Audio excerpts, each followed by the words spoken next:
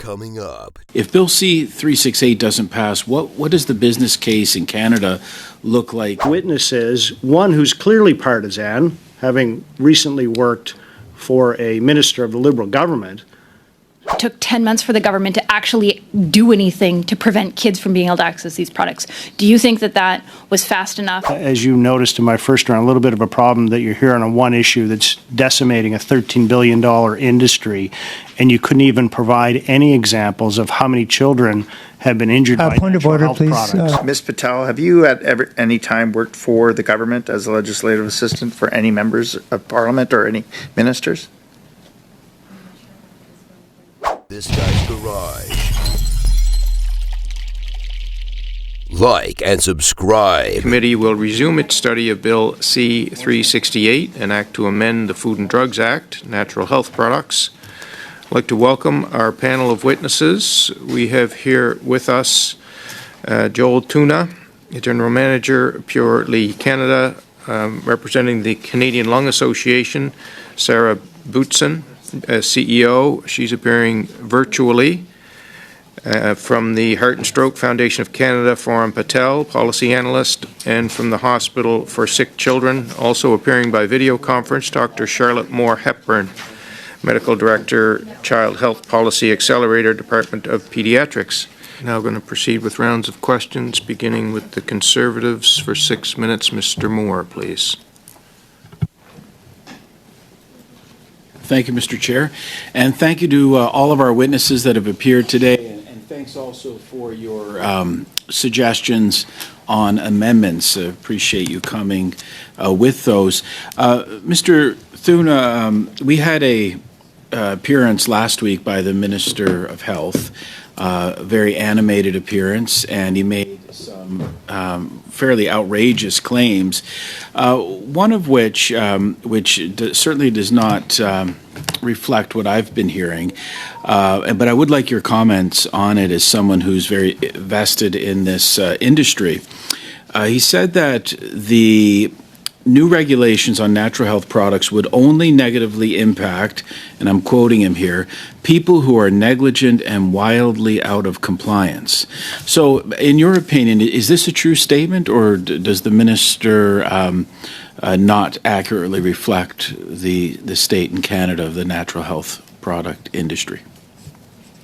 What I can say is that I can echo what has been said before this committee, is that our industry is, on the whole, wildly compliant. We don't sit around and question how to avoid them. We question how we can keep up and stay with the requirements.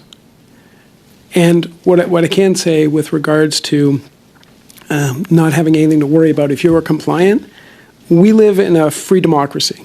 And in a free democracy, that's a false premise. It's akin to asking, if you're not doing anything wrong, why should you have an issue with random stops and searches? I do have an issue with them. And the reason I do is I live in a free country that's supposed to be based on appropriate laws, appropriate regulations, and appropriate enforcement, so that we respect the many Canadians who fought and died for our rights to live free.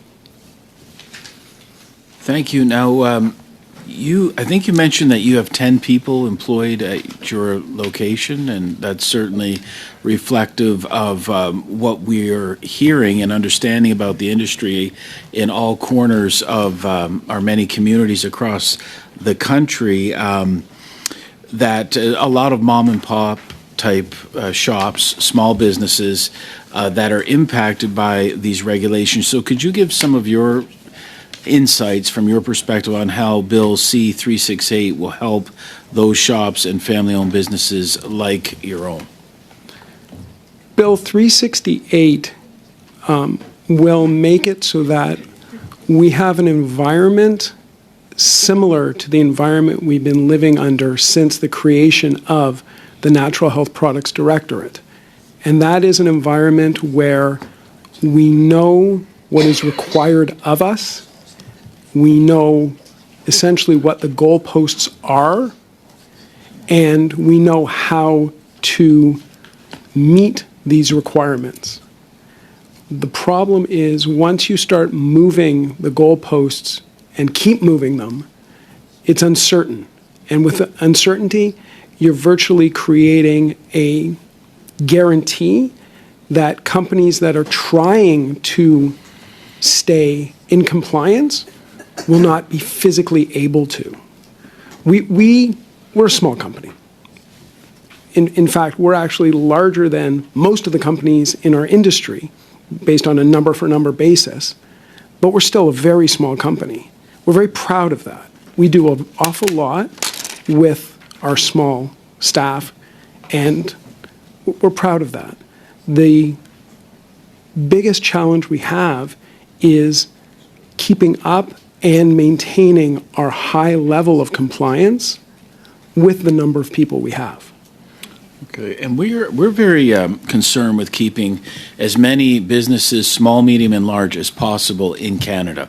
In today's day and age, businesses can move, and what we've heard from industry in a survey that was done is that up to 20% of businesses would consider moving if in the current context. So if Bill C-368 doesn't pass, what does the business case in Canada look like versus other international competitors?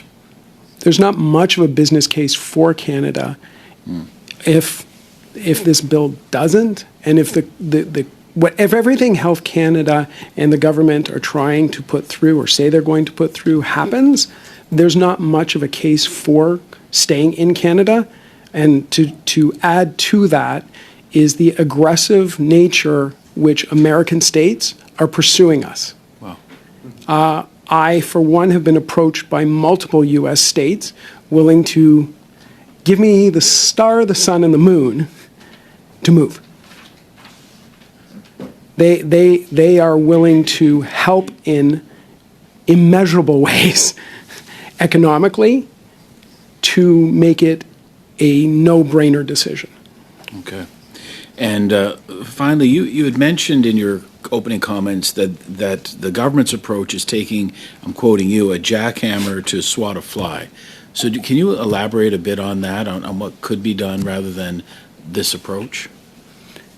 As a member of the industry, I would be more than happy to sit down, and I know many of my colleagues would as well, with the government to work out a realistic and appropriate recall measure and system for natural health products. But having said that, before that even begins, the government, through Health Canada, should actually start using the tools they have. Having regulations without enforcement is like saying, nobody go over 60 kilometers an hour, but there's going to be no radar, there's going to be no police officers, we're going to just hope and pray that you do.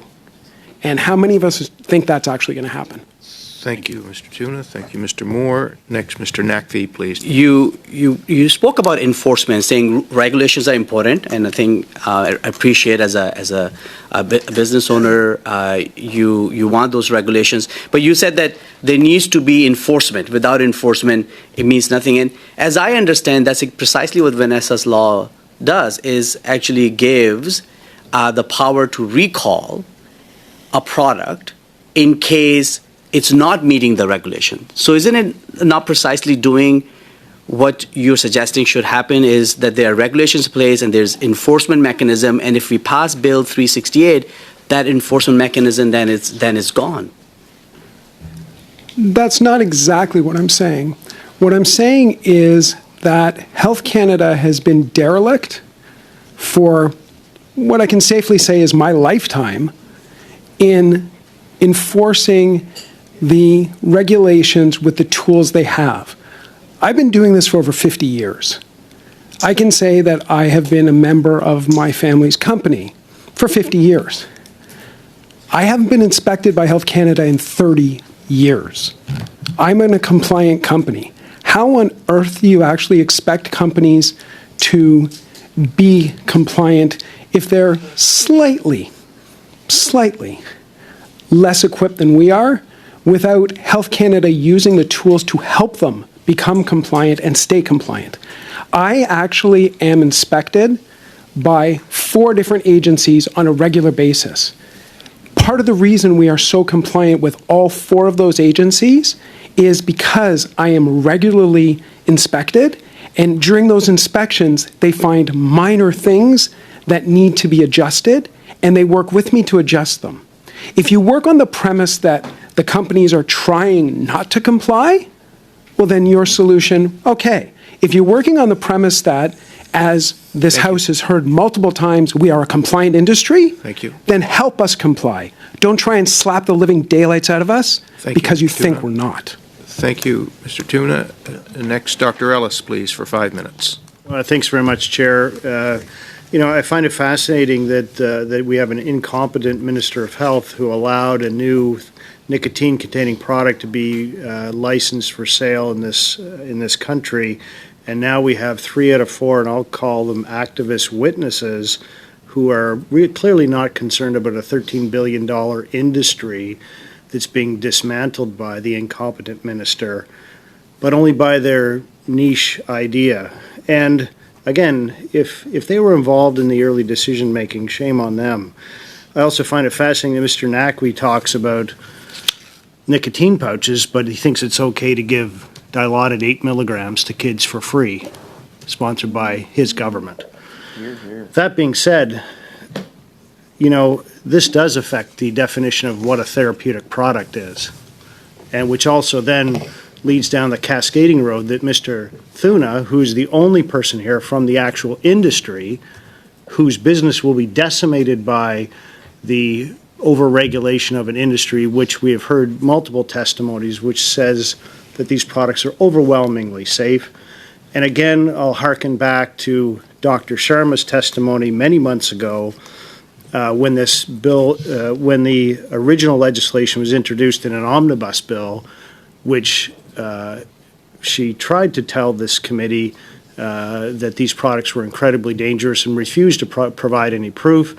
And then again, we heard another testimony last time we were here talking about how terrible Deloitte was, and that their report that was commissioned by CHFA could not even be trusted. And here again, we have single entity witnesses, one who's clearly partisan, having recently worked for a minister of the Liberal government, trying to get rid of this legislation. Shameful. This is shameful. That being said, Mr. Thuna, tell us a bit about the industry. It's a $13 billion industry. My understanding is that it's mostly small businesses like your own, and many of those small businesses are run by women as well. And so are we going to, what's going to happen to all of these businesses? What I can tell you is that we are classified as a small business, and yet saying that, we're still larger than most businesses in our industry. Most businesses in our industry employ, from my experience, 3 or less people. A lot of them are passionate people who get into the business because of personal requirements or family requirements. And many of them are led by women. I would say, from my knowledge, probably, if not 50%, pretty darn close. There's also a high percentage that are run by minorities, many also by new immigrants. And as I said earlier, we as an industry try to comply. Overwhelmingly, we try to. I can't tell you the number of times I have conversations with companies where they say, well, how do you comply with this part of the regulation? How do you comply with this? What do you do? It's an industry where, not universally, but frequently, we actually have conversation with competitors on how to do things better. It's a friendly competition is the easiest way to say it. One of my best friends, for example, is one of my biggest competitors. And we regularly talk about how to comply. It's one of our discussions. And I think that's a great testimony with respect to the camaraderie and the desire to comply to regulations. And I think you mentioned previously that, if there are deficiencies at Health Canada, obviously you'll understand what those deficiencies are and work towards correcting them, not just working towards, but correcting them. And of course, the issue with the demise of the natural health product industry in Canada is really related to online sales. And of course, as we've heard perhaps in the House of Commons today, the dastardly carbon tax also driving businesses south of the border. And is it true, though? I mean, businesses from Canada are either going to go south of the border or elsewhere in the world. And of course, online sales are absolutely unregulated products. Is that not true? You can get almost anything online, be it safe, legal, or otherwise, when it comes to natural health products, or for that matter, almost any product. And we see it regularly when we go, I do many store visits as part of my job, and I can't tell you the number of times I've gone into stores and had a store hand me a package and go, can you do something like this? Can you make me this? Can you do this? Where did this come from? I would say well over 90% of the time, they're products that are not legally available in Canada. And my only conclusion is they came from an online retailer and a consumer brought it in saying, hi, I want more of this. Thank you, Mr. Tuna. Can you talk a bit about known adverse effects of some natural health products? You're a doctor, you must deal with this at least from time to time. And the whole notion that the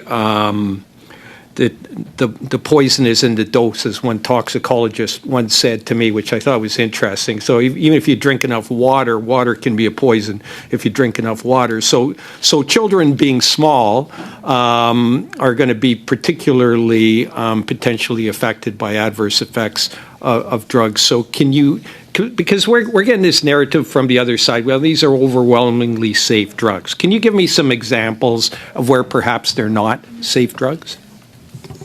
Well, I would counter let me start again. I agree that natural health products are safe. I feel comfortable recommending them to my patients, again, when it is the right product with the right indication, with the right evidence base to support its use. That being said, extremely rare events are not unimportant events. In healthcare, we dedicate a huge amount of time and energy and effort to ensuring that extremely rare events do not happen. And when they do happen, we report them, we reflect on them, learn from them, and act swiftly and accordingly. Can you give me some examples of those extremely rare events with respect to natural health products?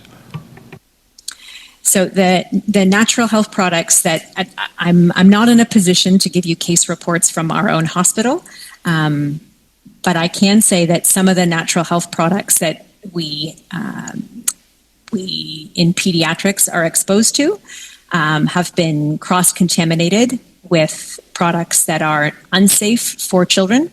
So we have had children present with toxicity associated with contaminants from the natural health product. We have also had children present with significant complications associated with drug natural health product interactions. If, for example, a natural health product is competing for a metabolically active enzyme for one of their traditional DIN regulated products, they can either have an overdose or underdose in terms of therapeutic effect. You testified that the cost of compliance, $500,000 for the first year, $300,000 for each year afterwards. What are your total sales per year? As we're a private company, I can't give exact numbers, but I can say we're well under $5 million. Okay. So the cost of compliance would 10% potentially of your overall sales? The cost of compliance would bankrupt us within a matter of months. I really appreciate the conversations that we've been able to have here today, and it's actually been really interesting because it's not necessarily on the subject at hand. It became on the subject at hand because the government decided to use a very blunt tool. And so I'm just going to walk us back a little bit. In November of 2023, it became known and it was called out that the government was allowing nicotine pouches to be sold to kids. And as has been pointed out by many of our witnesses, basically on shelves beside candy. And the minister got all puffy, the Minister of Health, and made a big deal, saying that this was absolutely unacceptable. And yet, according to Imperial Tobacco, they said they simply applied to Health Canada and got approved. So it sounds to me like this was a Health Canada could have intervened and chose not to situation, and a lot less of let's completely rewrite the entire natural health products piece. And then it took 10 months before they actually came up with regulations, and the regulations don't actually deal with like nicotine, as has been suggested by my colleague from the block of potentially having just a specific carve-out piece. It literally is let's try and bankrupt a $13 billion industry. And so, Mr. Tuna, I'm really interested. You've been talking about how Health Canada hasn't come into your business since the 80s. So 30, 35 years was the last time you heard from Health Canada in your business? We communicate with them regularly. But like inside your business? Correct. And that from the conversations I've had with colleagues, and I've had many, it's entirely commonplace for companies to say that. Health Canada is viewed as dropping the ball when it comes to enforcement for companies that actually care about the industry and care about enforcement. So as you've been sitting here listening to the testimony, and it's every one of the witnesses that are bringing up their concerns about nicotine pouches being sold to kids are correct. I think this is something that is deeply concerning to just about everyone sitting around the table. As our addictions shadow minister, I don't want to see children getting addicted to a substance that we know is addictive. But I also don't want to see good products that people use to sometimes help cure themselves from their addiction removed from the products available to them as a direct result of this. Do you think that Health Canada should be doing more when it comes to inspections or using any of the other tools that they have at their disposal? Not only do I think they should do more, I should think they should actually do something. My personal experience is Health Canada does not use the tools at its disposal, yet waits until something is in crisis or near crisis mode, and then pulls out the jackhammer. So, Dr. Moore-Hepburn, do you think that a 10-month delay from the time that these pouches were on the shelves to the government finally acting was responsible? I think as a practicing pediatrician, what I can offer to the committee is that it's important that we have the complex and complicated conversation about how it is we're going to regulate nicotine more broadly, how it is we're going to maintain and preserve access to nicotine replacement therapy to those individuals who need it, while simultaneously restricting access to new and novel threats. I think that is a broader conversation that's important for the public to have. Okay, but I'm asking you a very specific question. It took 10 months for the government to actually do anything to prevent kids from being able to access these products. Do you think that was fast enough? Would you have preferred it to have been sooner? Yes or no? I think everybody looking through the retrospective scope would have preferred that the products not have been approved as they had been. And obviously, any time that the products were available is too long a period of time. Speaking to the speed at which government can and should act is outside of my area of expertise. Fair enough. So my next question is, Ms. Patel. The Minister of Health previously worked for the Heart and Stroke Foundation, is that correct? And I'm aging myself here. When that happened, I was still in high school, so it's been quite a while. Okay, I'm just... Thank you. Ms. Goodridge, that's your time. Oh, Dr. Ellis. Thanks very much, Chair. Dr. Moore Hepburn, I had a question for you. You know, you talked about 20 years you've felt comfortable with natural health products. Do you think that this legislation is going to make them less safe? So my reference to my 20-year career is how much has changed in terms of primarily the evidence base to support or not the use of natural health products. The regulatory infrastructure it was stable for most of that time, but I would say that the broader medical community really celebrated Vanessa's law and its inclusion of natural health I have to cut you off there, Dr. Hepburn. You know, this is not about Vanessa's law. This is changing the definition of a therapeutic product. That being said, the other question I have, do you know how many, and I know this is not your area of expertise, but how many seniors are hospitalized every year because of prescription drugs? I don't know. That's but I wouldn't be- 13,000. And, you know, I guess I have a little bit of a, as you noticed in my first round, a little bit of a problem that you're here on one issue that's decimating a $13 billion industry, and you couldn't even provide any examples of how many children have been injured by Point of natural order, health please, products. Mr. Chair. Respect for our witnesses would be appreciated, please. This is not disrespectful. This is questioning testimony. Thank you very much. So, Dr. Hepburn, you know, the question is, how many children, you couldn't even name a child or tell us how many cases you've dealt with. I find that disingenuous. I hate to say that to you because our colleagues obviously believe of your esteemed nature, but please come to committee prepared. When you're trying to decimate a $13 billion industry. Point of order from Dr. Hanley. The witness is being asked to give privileged private health information from a health care institution. Thanks very much, Chair. I'll pass my remaining time over to my colleague, Mr. Doherty. Doherty, please. Ms. Patel, have you at any time worked for the government as a legislative assistant for any members of Parliament or any ministers? It's just a question. And It's a yes or no? yes. Thank you.